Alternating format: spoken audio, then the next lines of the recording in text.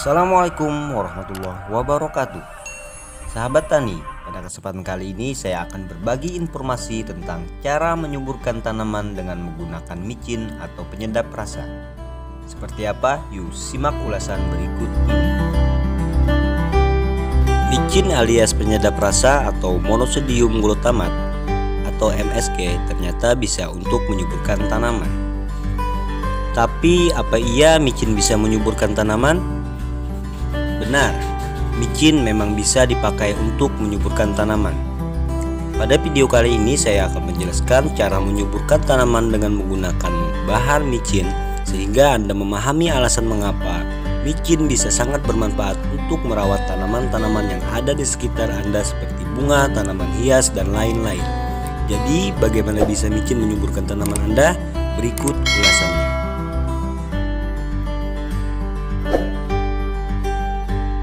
Yang pertama adalah mengapa micin bisa menyuburkan tanaman. Pertanyaan inilah yang pertama-tama harus dijawab.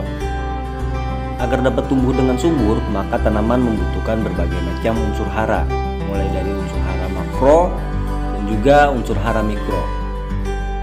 Nah, salah satu unsur hara makro yang berperan penting dalam menunjang pertumbuhan tanaman adalah unsur K atau kalium, yang mana diketahui memiliki manfaat untuk meningkatkan ketahanan tanaman terhadap penyakit, mengatur pembukaan dan penutupan stomata, serta meningkatkan fotosintesis dan metabolisme tanaman. Hal ini berpengaruh terhadap tanaman secara langsung. Menurut penelitian, unsur natrium ternyata memiliki fungsi sebagai alternatif kalium bagi tanaman. Jadi di sini fungsi natrium hampir sama dengan kalium. Padahal kita tahu bahwa kandungan utama micin adalah natrium benzoat. Oleh karena itu, dengan memberikan micin pada tanaman, maka tanaman akan menjadi subur. Yang kedua, jenis tanaman apa yang bisa diberi micin? Hampir semua jenis tanaman akan memiliki respon yang baik terhadap pemberian micin, yaitu ditandai dengan menghijaunya daun tanaman. Tapi kita perlu cermati bahwa meskipun micin bisa sangat bermanfaat bagi tanaman, namun ukuran micin yang sedikit membuat sangat ideal untuk tanaman kecil seperti sayuran, cabai, tomat, terong, bunga, dan tanaman hias. Ada 3 cara dalam pengaplikasiannya. Cara pertama yaitu dengan cara mengaplikasikan langsung pada tanah yang ada di sekitar tanaman, dengan dosis kurang lebih 1-2 gram atau seujung sendok teh per tanaman. Micin ditaburkan pada lubang yang kita buat di sekitar tanaman.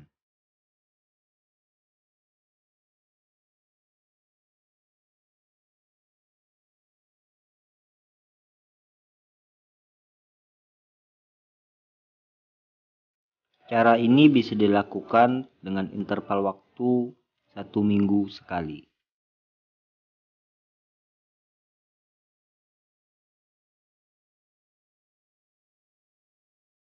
Cara kedua yaitu dengan cara dikocor. Cara ini cukup mudah, yaitu dengan cara mengocorkan air yang telah dicampurkan MSG pada perakaran tanaman. Adapun pencampuran untuk pengocoran adalah 1 liter air sumur dicampurkan dengan 5-6 gram atau setengah sendok teh micin atau MSG. Kemudian aduk dan siap untuk dilakukan penyiraman atau pengocoran pada tanaman.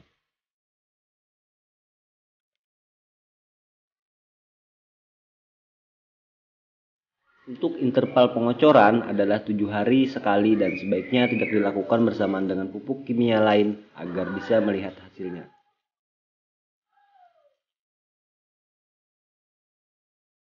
Cara ketiga yaitu dengan cara disemprotkan pada daun dengan menggunakan sprayer atau alat semprot.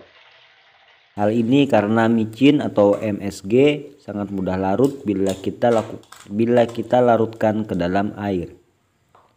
Untuk takarannya, 1 liter air diperlukan kurang lebih 4 gram micin atau setengah sendok teh, lalu kita aduk. Kemudian kita masukkan ke dalam semprotan.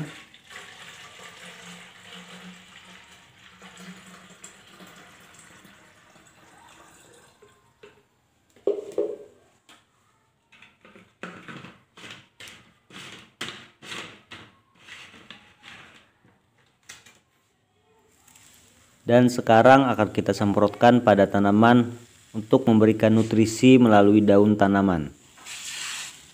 Nah, inilah cara pemberian MSG yang ketiga.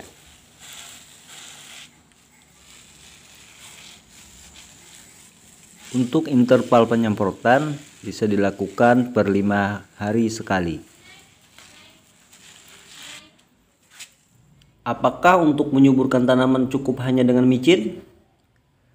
Tentu tidak sama sekali. Ingat penjelasan di awal tadi bahwa pada dasarnya tanaman membutuhkan unsur hara makro dan mikro. Natrium pada micin hanya menggantikan fungsi salah satu unsur hara makro, yaitu kalium. Jadi untuk unsur hara lainnya seperti nitrogen, fosfat, Ca, Mg, dan S juga tetap harus dipenuhi dengan menambahkan pupuk kandang atau kompos. Daun akan tampak lebih hijau terang dan lebar setelah tanaman tampak subur, maka penggunaan pupuk micin ini bisa dihentikan dan diberi pupuk kompos saja. Jadi apabila tanaman terlihat subur bukan berarti tidak membutuhkan pupuk lain. Ditakutkan terjadi kondisi abnormal yang tidak terduga seperti gugurnya bunga atau gagal berbuah meski daun tampak subur. Nah, jadi demikian tata cara memanfaatkan micin untuk menyuburkan tanaman. Hal ini mengajarkan kita untuk memanfaatkan bahan yang ada di sekitar kita dengan seoptimal mungkin. Jangan kita selalu terpaku pada pupuk buatan yang harganya mahal. Dengan memahami manfaat dari kandungan suatu bahan, kita bisa membuat sendiri pupuk berkualitas dengan harga murah. Demikian informasi yang dapat saya berikan. Semoga menjadi informasi yang berguna bagi kita semua. Tetap semangat, terus berkarya, dan salam tani. Assalamualaikum warahmatullahi wabarakatuh.